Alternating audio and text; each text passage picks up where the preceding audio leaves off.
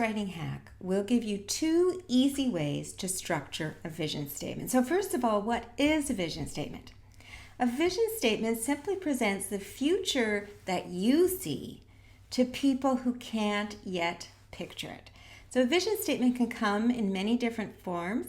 It might be a standalone document, something very detailed that you perhaps use as the basis for long-term strategic planning.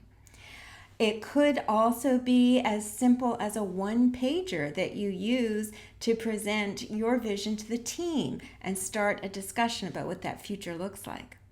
Alternatively, a vision statement can form part of a longer document. So we often see vision statements embedded in things like business plans and pitch decks.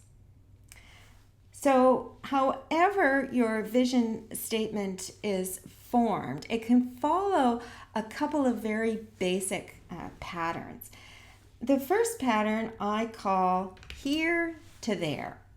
So essentially what you're doing with this structure is you're starting off by acknowledging where the people you're presenting to or speaking to actually are. So you start with what I call kind of the "we are here" marker.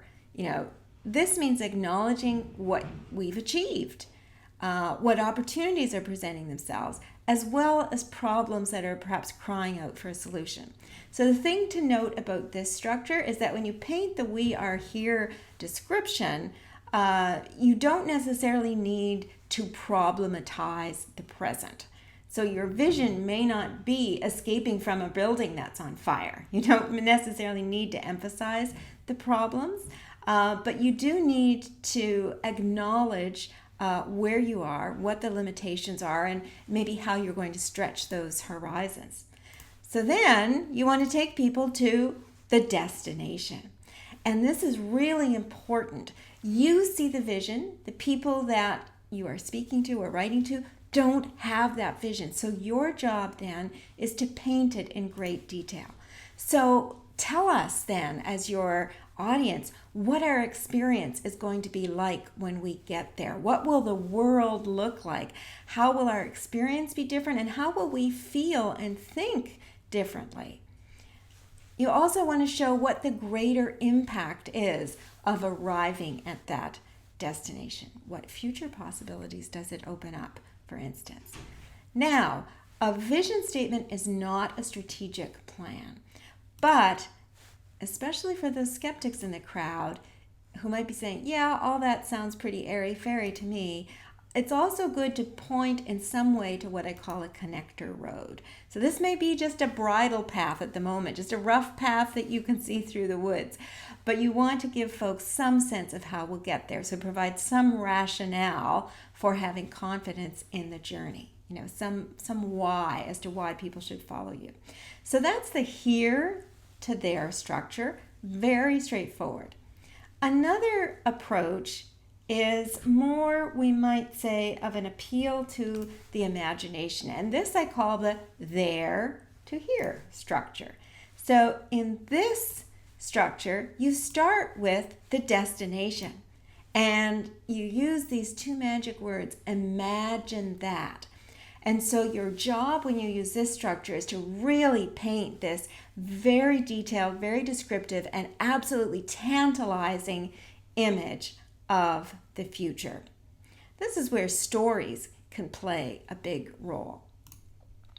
And then you say, okay, so that's our destination. Now, folks, let's acknowledge that this is where we are. And when you paint the we are here picture, you want to paint that in such a way that you're showing folks, and we are ready to start the journey.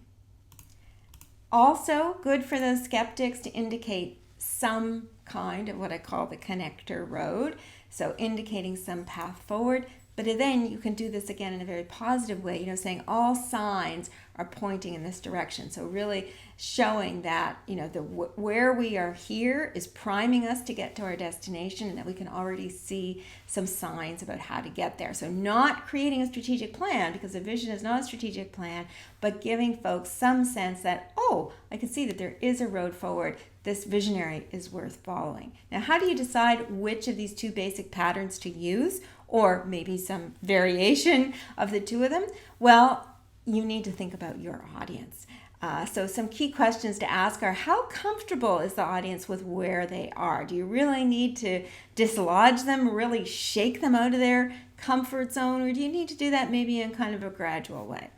What's their capacity for imagination and change? Are they people who are going to very quickly leap with you into an imaginary vision of the future, or are they folks who need kind of a more gradual pathway there?